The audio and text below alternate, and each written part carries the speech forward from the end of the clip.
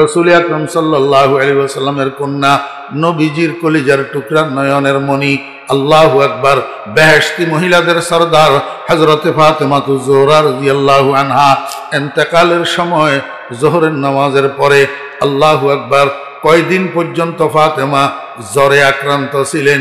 যেদিন ইন্তেকাল হইবেন রোজা ছিল ফাতেমা। আল্লাহু আকবার। আগের রাত্রে নবীজিকে স্বপ্ন দেখছে, নবীজিকে স্বপ্নের মধ্যে দেখছে গভীর রাত্রে মুহাম্মদুর রাসূলুল্লাহ সাল্লাল্লাহু আলাইহি ওয়াসাল্লাম ফাতেমার ঘরে ঢুকি অন্ধকারের মধ্যে কি যেন তালাশ করে। ফাতেমা স্বপ্নের ভিতরে নবীজিকে জিজ্ঞাসা করে, আব্বা, এই অন্ধকারের ভিতরে আপনি কাকে তালাশ করেন, কি তালাশ করেন? নবীজি কয়, মা, তোমাকে তালাশ করতেছি একটা সংবাদ দেওয়ার জন্য। ফাতেমায় কয়, আব্বা কি সংবাদ? এগুলা সব স্বপ্নের মধ্যে হইতে আছে। ফাতেমায় কয়, আব্বা কি সংবাদ? মুহাম্মদুর রাসূলুল্লাহ সাল্লাল্লাহু আলাইহি ওয়াসাল্লাম স্বপ্নের মধ্যে ফাতেমারে কয়, ও মা, আগামী দিন তো রোজা, তুমি তো রোজা রাখবা আগামী দিন, সেহরি করবা আলীর সাথে, তোমার স্বামীর সাথে, স্বামীর দস্তরখানে, কিন্তু আগামী দিনের রোজা শেষে ইফতার করবা আব্বাজানের সাথে জান্নাতের দস্তরখানে। আমার ভাইরা, দোস্ত, স্বপ্ন দেখি ঘুম ভাঙি গেছে। হযরতে ফাতেমা রাদিয়াল্লাহু আনহা বিচলিত হইয়া গেছেন, এটা কি দেখলাম? যথা সময়ে সেহরের সময় হয়েছে।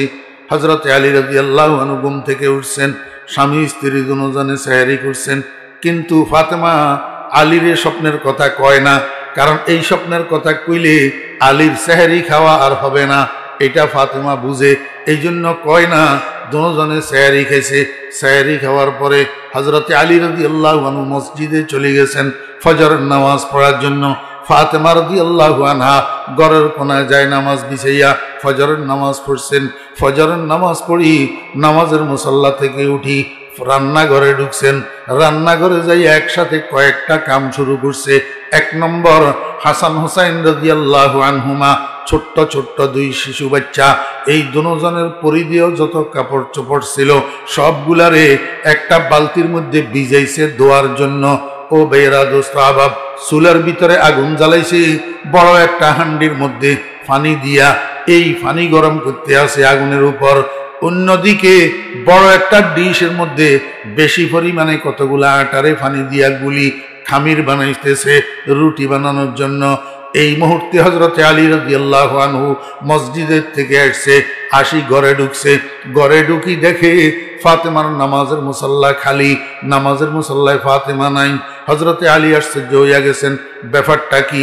আমি তো জীবনেও কোনোদিন দেখি নাই ফাতেমা ফজরের নামাজের মুসল্লা থেকে এশরাকের নামাজ না পড়িয়া মুসল্লা ত্যাগ করছে, জীবনেও দেখি নাই। আজকে তো আরো ফাতেমা অসুস্থ। বিগত কয়েকদিন থেকে ফাতেমার গায়ে জ্বরে আক্রান্ত। ফাতেমা এই ব্যতিক্রমধর্মী কাজ কেন করলো? নামাজের মুসল্লা থেকে এশরাক না পড়ি কেন উঠলো? নিশ্চয় কোনো কারণ আছে। গেল কই? ঘরের মধ্যে তালাশ করে দেখলো ফাতেমা ঘরের মধ্যে নাই। শেষে হযরতে আলী রাদিয়াল্লাহু আনহু রান্নাঘরে যাইয়া ঢুকছে, দেখে ঠিকই রান্নাঘরে ফাতেমা আছে, কিন্তু অনেকগুলা কাজ লইয়া ব্যস্ত। হযরতে আলী রাদিয়াল্লাহু আনহু কয়, ফাতেমা, এটা কি আশ্চর্য কথা! আমি তো জীবনেও কোনোদিন তোমাকে, আল্লাহু আকবার, ফজরের নামাজের পরে এশরাক না পড়িয়া নামাজের মুসল্লা থেকে উঠতে দেখি নাই।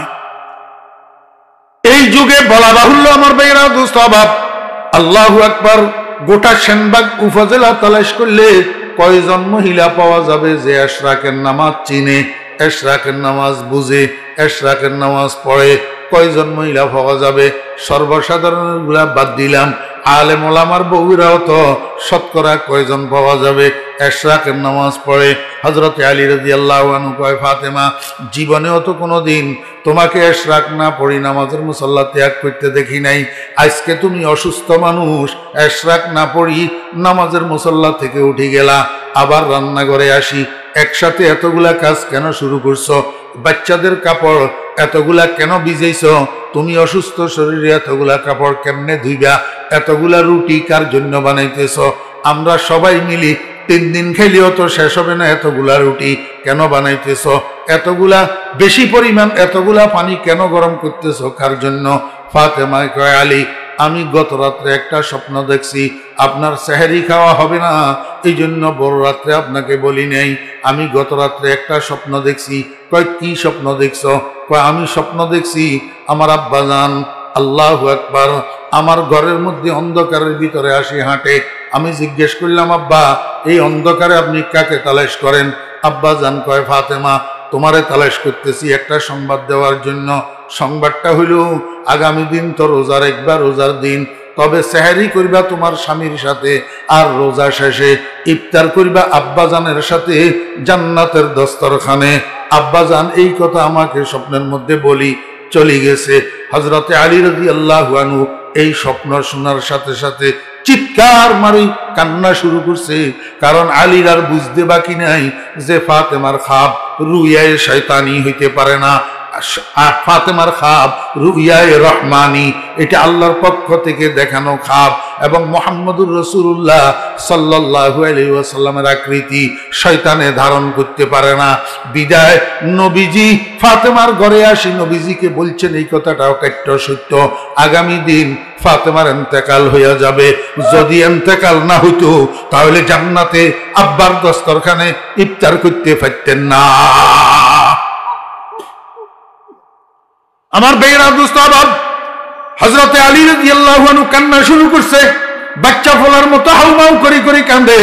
যখন আলী কাঁদতেছে হযরত ফাতেমা রাদিয়াল্লাহু আনহা আখের স্বামী স্ত্রীর মধ্যে গভীর মহব্বতের সম্পর্ক থাকে, আর বিশেষ করে আলী আর ফাতেমার জুটি ছিল অন্যরকম। হযরতে আলী রাদিয়াল্লাহু আনহু ফাতেমারে কলিজার টুকরার চেয়েও বেশি মহব্বত করতেন। তার প্রমাণ ফাতেমা যখন মারা গেছে দাফনের পরে হযরত আলী রাদিয়াল্লাহু আনহু ফাতেমার কবরের কাছে ম্যাক্সিমাম টাইম ফাতেমার কবরের কাছে যাইয়া বসে থাকতেন আর ছন্দ আবৃত্তি করি করি কাঁদতেন। হাবিবুন গাবা আন আইনি ওয়া জিসমি, হাবিবুন গাবা আন আইনি ওয়া জিসমি ওয়া আন কলবি হাবিবি লা ইয়াগিবু, হাবিবুন লাইসা ইয়াদিলুহু হাবিবুন ওয়া মা লিসাওয়াহু ফি কলবি নসিবু। ও বন্ধু তুমি আমার থেকে অদৃশ্য হইয়া গেলা, ঠিক তুমি আমার শরীরের থেকে চোখের থেকে আড়াল হইছো এই কথা ঠিক, কিন্তু আমার দিলের থেকে আড়াল হইতে পারো নাই। আমি তো এক সেকেন্ডের জন্য তোমাকে বলিয়া থাকতে পারি না। হাবিবুন গাবা আন আইনি ওয়া জিসমি ওয়া আন কলবি হাবিবি লা ইয়াগিবু, হাবিবুন লাইসা ইয়াদিলুহু হাবিবুন ওয়া মা লিসাওয়াহু ফি কলবি নসিবু। আমার বেয়েরা দোস্ত আহবাব স্বামীকে হাউমাউ করি কাঁদতে দেখি, এখন ফাতেমাও আর বরদাস্ত করতে পারে নাই, এবার ফাতেমাও শুরু করছে কান্না। স্বামী স্ত্রী দুজন কান্দে। ঠিক এই অবস্থায় বাহিরে খেলাধুলারত ছিলেন হযরতে হাসান হুসাইন রাদিয়াল্লাহু আনহুমা, দুই শিশু ভাই। এই টাইমের মধ্যে খেলতে খেলতে আসি ঘরে ঢুকছে। ঘরে ঢুকি দেখে আব্বা আম্মা দুজন কান্দে, বাচ্চা দুজন অবাক, ব্যাপারটা কি? কিচ্ছু তো বুঝি না, কিচ্ছু তো জানি না। আব্বা আম্মা দুজন কান্দে, একবার আব্বার কাছে যায় আর একবার মায়ের কাছে যায়। আব্বু কান্দ কেন? আব্বু কোনো কথা কয় না। আম্মু কান্দ কেন? মাও কোনো কথা কয় না। বাচ্চারা দুজন যখন বেশি বিরক্ত করতেছে হযরত ফাতেমা রাদিয়াল্লাহু আনহা কয় আব্বা তোমরা দুজন এই টাইমে নানাজির কাছে চলে যাও, আমাদেরকে বিরক্ত করিও না। নানাজির জন্য পাগল নাতি দুজন, নানার নাম শুনলে আর ঘরে থাকে না, এক দৌড়ে যাইয়া রওজায়ে আকদাসের উপরে উঠি বসি যায়।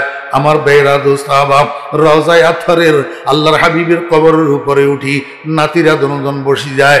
এটা নাতিদের জন্য বিস্তর কিছু না, এটা তো নবীজির কবরে না। নবীজি জিন্দা থাকা অবস্থায় আরে নামাজ পড়া অবস্থায় হাসান এক কান্দে হুসাইন এক কান্দে উঠি বসি থাকতো। আমার বেয়েরা দোস্ত আহবাব এক দৌড় দিয়া বাইজনজন যাইয়া নবীজির কবরের উপরে উঠি বসে গেছে। নবীজি ভিতরের থেকে কথা কয়, নাতিরা শুনে আর উত্তর দে। নাতিরা উপরের থেকে কথা কয়, নবীজি ভিতরের থেকে উত্তর দে। মিয়ানে আশেক ও মাশুক চে রমজিস, মিয়ানে আশেক ও মাশুক চে রমজিস, কেরামান কাতিবিরা হাম খবর নিস। রওজায়ে আকদাসের পাশে দাঁড়াইয়া জিয়ারত করতেছে শত শত উম্মত, কেউ কিচ্ছু শোনে না। এদিকে নানা নাতি কবরের উপরে আর ভিতরে কথোপকথন চলে, অন্য কেউ শুনে না। নানারটা নাতিরা শুনে, নাতিরটা নানায় শুনে। আমার ভাইয়েরা, দোস্তা বাপ, আজকে যখন নাতিরা দুজন যাইয়া কবরের উপরে চাবি বসছে, নানাজি ভিতরে থেকে জিজ্ঞাসা করেন, নাতিরা এই মুহূর্তে তোমরা এখানে কেন আসলা? নাতিরা কয়, নানা যান, আম্মু আমাদেরকে পাঠাই দিয়েছেন আপনার কাছে। নানা যান কয়, নাতিরা বুঝলা না, তাড়াতাড়ি আবার ঘরে যাও, বেশি করে মায়ের চেহারার দিকে তাকাইয়া থাকো, আজকের পরে মাকে আর দুনিয়াতে পাইবা না, মায়ের চেহারা আর দেখতে পাইবা না, তাড়াতাড়ি ঘরে যাও, মায়ের চেহারার দিকে বেশি করে তাকাইয়া থাকো। এই কথা শুনি নাতিরা দুজন দৌড় দিছে ঘরের দিকে, দৌড়াইতে দৌড়াইতে আবার ঘরে গেছে। যাইয়া এবার নাতিরাও কান্দে, ছেলেরা দুজন কান্দে। হযরত ফাতেমা রাদিয়াল্লাহু আনহা জিজ্ঞেস করে, বাবা তোমরা কেন কান্দ? বেটারা দুজনে, আম্মু আমাদের থেকে আর গোপন করিয়েন না, নানাজান আমাদেরকে সব বলে দিছে, আমরা জানি গেছি আজকের পরে আর আপনাকে আমরা দুনিয়াতে পাবো না। আমার ভাইয়েরা, দুস্থ বাপ, এই করতে করতে হযরত ফাতেমা রাদিয়াল্লাহু আনহার জ্বর বাড়ি গেছে। জ্বরের তাপে উনি কাঁপা শুরু হয়েছে, আর দাঁড়াই থাকতে পারে না, বিছানার মধ্যে শুইয়া পড়ছে। আমার ভাইয়েরা, হযরতে ফাতেমা রাদিয়াল্লাহু আনহা কয়, ও আমার বেটা হাসান, তোমার আব্বারে একটু ডাকিয়ে আনো, তোমার আব্বার সাথে আমার কথা আছে। হযরতে হাসান রাদিয়াল্লাহু আনহু যাইয়া হযরত আলী রাদিয়াল্লাহু আনহুকে ডাকিয়ে আনছে। আনার পরে ফাতেমায় কয়, আলী আপনার সাথে আমার দুইটা কথা আছে। কয়, কি কথা কও না? কয়, এক নম্বর কথা হইল, আমি যেই দিন থেকে আপনার ঘরে আপনার স্ত্রী হইয়া আসছি, সেই দিন থেকে আপনার কোনো খেদমত করতে পারি নাই, কোনো হক আদায় করতে পারি নাই। আল্লাহর ওয়াস্তে এই কারণে যদি আপনি কিয়ামতের ময়দানে আমার বিরুদ্ধে আল্লাহর আদালতে মামলা করেন, তো আমি কন্যার কারণে আমার আব্বা রহমাতুল লিল আলামিন কোটি কোটি মানুষের সামনে শর্মিন্দা হবে। আমি চাই না আমি সন্তানের কারণে আমার আব্বা কিয়ামতের ময়দানে শর্মিন্দা হোক। আপনার হাত ধরি আপনি আমাকে জিন্দা থাকতে একটু মাফ করে দিলেন কিনা বলেন না? আমার ভাইয়েরা, দুস্তাবাব, হযরত আলী রাদিয়াল্লাহু আনহু গপ করে ফাতেমার হাত ধরছে। ফাতেমার হাত ধরেই কয়, ফাতেমা তুমি এটা কি কইলা? যেদিন থেকে আল্লাহু আকবার আমি তোমাকে আমার স্ত্রী বানাইয়া ঘরে উঠেছি, আমি তো কোনোভাবেই তোমার উপযুক্ত ছিলাম না। তুমি তো রহমতুল লিল আলামিনের কন্যা, তুমি তো দোজাহানের সম্রাটের মেয়ে, আমি কোনোভাবেই তোমার উপযুক্ত ছিলাম না। তোমার আব্বা দয়া করি মায়া করি আমার হাতে তোমারে উঠাইয়া দিছে। যেদিন থেকে তোমাকে আমি ঘরে নিয়ে আসছি, সেই দিন থেকে আজকে পর্যন্ত পেট ভরাইয়া একবেলা খানাও তো তোমারে খাওয়াইতে পারি নাই, ভালো একটা কাপড়ের জামা তোমাকে পরাইতে পারি নাই, ভালো একটা বিছানায় তোমাকে শোয়াইতে পারি নাই। রহমতুল লিল আলামিনের কন্যা, তোমার যে সেবা করার দরকার ছিল, যে খেদমত করার দরকার ছিল, সেটা আমি করতে পারি নাই। এই কারণে কিয়ামতের ময়দানে রহমতুল লিল আলামিনের কাছে আমার জন্য নালিশ করিবানি কোনো কও, জিন্দা থাকতে আমারে একটু মাফ করিয়া দিয়া যাও। আমার ভাইরা, স্বামী স্ত্রীর হাত ধরিয়া কান্দে, স্ত্রীর স্বামীর হাত ধরিয়া কান্দে, একজন একজনের কাছে মাপ চায়। আমার মা বোনেরা, স্বামী স্ত্রীর জীবনটা কেমন হওয়া দরকার এইখান থেকে আপনারা একটু বুঝি নেন না। আমরা তো রাত দিন ঘরের ভিতরে স্বামী স্ত্রী ঝগড়া মারামারি আর ফিটাফিটির মধ্যে লিপ্ত থাকি। স্বামী স্ত্রীর মা বাপ ধরিয়া গালাগালি করি, স্ত্রীর স্বামীর মা বাপ ধরিয়া গালাগালি করি। অথচ দোজাহানের সম্রাটের মেয়ে ফাতেমা মৃত্যুর সময় স্বামীর হাত ধরিয়া কান্দে আর মাপ চায়, আবার স্বামী স্ত্রীর হাত ধরিয়া কান্দে আর মাপ চায়। আল্লাহু আকবার। আমার ভাইরা, দোস্তাবাব, হযরত ফাতেমা রাদিয়াল্লাহু আনহা কয়, আলী আপনার সাথে আমার আরেকটা কথা, এই কিছুক্ষণের মধ্যে আমি ইন্তেকাল হইয়া যাবো, কারণ আমার তো আব্বা বলছে আব্বার সাথে ইফতার করতে হবে, তাহলে ইফতারের আগে আমার ইন্তেকাল হবে, আমি মারা যাব। সামনের রাত্রি আপনার কাছে আমার একটা অনুরোধ, আমার দাফন কাফনটাকে আগামী দিন সকাল পর্যন্ত বিলম্ব করবেন না। আমার জানাজায় শরীক হওয়ার জন্য কোনো বেগানা মানুষকে দাওয়াত দিবেন না। আপনারা যারা আছেন নিজেরা নিজেরা জানাজা পড়ি, নিজেরা নিজেরা রাত্রের অন্ধকারে আমাকে দাফন করে দিবেন। কোনো বেগানা পুরুষ যেন আমার জানাজায় আর দাফনে অংশগ্রহণ না করে। হযরত আলী রাদিয়াল্লাহু আনহু কয়, ফাতেমা এটা কি কথা কইলা? তুমি দোজাহানের সম্রাটের মেয়ে, তুমি মুহাম্মদুর রাসূলুল্লাহ সাল্লাল্লাহু আলাইহি ওয়াসাল্লামের কন্যা, তোমার ইন্তেকালের খবর শুনলে চতুর্দিক থেকে ঝাঁকে ঝাঁকে মানুষ আসবে তোমার দাফন কাফনে শরীক হওয়ার জন্য, তোমার জানাজায় অংশগ্রহণ করার জন্য। তুমি এই কথা কেন বলতেছ? ফাতেমা কয়, আলী বুঝলেন না? যারা আমার জানাজা পড়ার জন্য আসবে, যারা আমাকে দফন করার জন্য আসবে, তারা আমার খাটিয়ার দিকে তো তাদের দৃষ্টি পড়বে, খাটিয়ার উপরে আমি শোয়া থাকবো, আমার লাশের দিকে তাদের নজর পড়বে। তারা হয়তো কাফনের কাপড় মোড়ানো থাকার কারণে আমার চেহারা দেখবে না, আমার শরীরের রং দেখবে না, কিন্তু কাফনের কাপড়ের উপর দিয়া আমার শরীরের গঠনটা তো তারা বুঝতে পারবে। মুহাম্মদুর রাসূলুল্লাহ সাল্লাল্লাহু আলাইহি ওয়াসাল্লামের কন্যা ফাতেমা কতটুকু লম্বা ছিল, কিরকম হালকা ছিল, কিরকম মোটা ছিল, এইটুকু তো তারা বুঝতে পারবে। আমার শরীরের উপরে এতটুকু দৃষ্টি পড়া আর এতটুকু খেয়াল করা, এইটাকেও আমি পর্দার লঙ্ঘন মনে করি। ওরে ময়দানে হাসরে আল্লাহ পাক যদি আমাকে জিজ্ঞেস করে, ও ফাতেমা, তুমি মুহাম্মদুর রাসূলুল্লাহ সাল্লাল্লাহু আলাইহি ওয়াসাল্লামের কন্যা হইয়া এতটুকু পর্দা লঙ্ঘন কেন কইলা? আমি আল্লাহর কাছে কি জবাব দিব? এই জন্য আমি চাই আমার মরার পরে আমার লাশের উপরে, আমার কাফনের কাপড়ের উপর দিয়াও বেগানা কোনো পুরুষের নজর যেন না পড়ে। আমার মা বোনেরা, যেই মহিলাটা দুনিয়াতে ঠিক থাকতে জান্নাতের সার্টিফিকেট প্রাপ্ত, যেই মহিলাটাকে নবীজি বলছেন জান্নাতি মহিলাদের সর্দার, যেই মহিলাটা হাসান হুসাইনের মা, যেই মহিলাটা হযরতে আলী রাদিয়াল্লাহু আনহুর স্ত্রী, এমন মহিলা যদি পর্দার ব্যাপারে এত সোচ্চার, এত সচেতন হইতে পারে, আমরা বর্তমান 1400 বৎসর পরের মহিলা আমরা কি পর্দা করতেছি? আল্লাহু আকবার।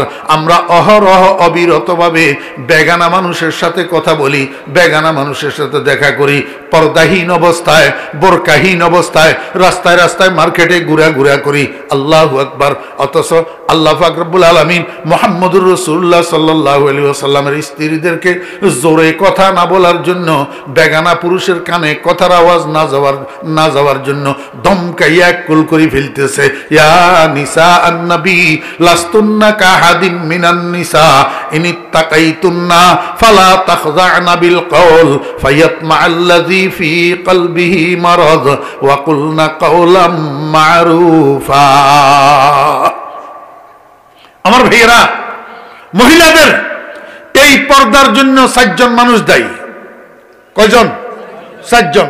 1 নম্বরে বাপ, 2 নম্বরে ভাই, 3 নম্বরে ছেলে, 3 নম্বরে স্বামী, 4 নম্বরে ছেলে। বলেন না আমার মুখে মুখে? 1 নম্বরে বাপ, 1 নম্বরে বাপ।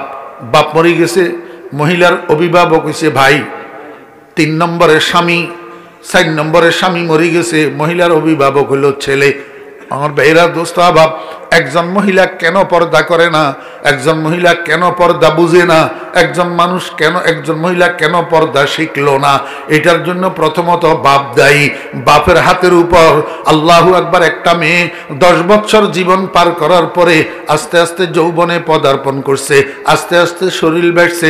এই সময়ের মধ্যে বাপে তারে পর্দা শিখায় নাই, এই সময়ের মধ্যে বাপে তারে বোরকা চিনায় নাই, এই সময়ের মধ্যে এগানা বেগানা বাপে তারে বুঝাই নাই। এই কারণে মেয়েটা পর্দাহীন হইছে। যখন বাপের বাড়ির থেকে আল্লাহু আকবার বাপ মারা গেছে, এবার বড় ভাই হইছে গার্জিয়ান। বড় ভাইও তারে পর্দার কথা বলে নাই, বড় ভাইও তারে বোরকার কথা বলে নাই, বড় ভাইও তারে এগানা বেগানা চিনাই নাই। এবার কিছুদিন পরে বিয়ে হইছে, স্বামী হইছে তার অভিভাবক, স্বামীও তারে পর্দার কথা বলে নাই, স্বামীও তারে বোরকা চিনাই নাই, স্বামীও তারে রাস্তায় উলঙ্গ ঘুরা যাবে না এই কথা বলে নাই। কিছুদিন পরে স্বামী মারা গেছে, এবার মার দায়িত্ব গেছে ছেলের কাঁধের উপর। ছেলে হইছে সংসারের কর্তা, এই ছেলেও কোনোদিন মারে পর্দার কথা বলে নাই। আল্লাহর হাবিব জনাবে মুহাম্মদুর রাসূলুল্লাহ সাল্লাল্লাহু আলাইহি ওয়াসাল্লাম এই পর্দাহীন মহিলারা কিয়ামতের ময়দানে আল্লাহ পাকের আদালতে যখন দোষী সাব্যস্ত হবে, আল্লাহ পাক যখন জিজ্ঞেস করবে, ও মহিলা, পর্দা কেন করলি না? পর্দা কেন করলি না? পর্দার হুকুম কেন মানলি না? পর্দা করা তো ফরজ ছিল, ফরজে কিফায়া না, ফরজে আইন, ফরজে আইন, ফরজে আইন। পর্দা করা ফরজে আইন, এই ফরজে আইন কেন মানলি না? তখন এই মহিলা 4 জনের বিরুদ্ধে মামলা দায়ের করবে রব্বুল আলামিন।